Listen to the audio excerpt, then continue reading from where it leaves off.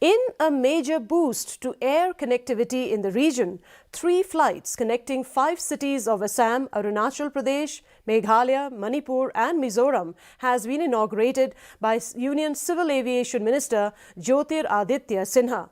A flight connecting Imphal and Aizawl under Regional Connectivity Scheme RCS UDAN will operate 5 times a week, while a flight connecting Shillong and Leela-Bari will operate 4 times a week.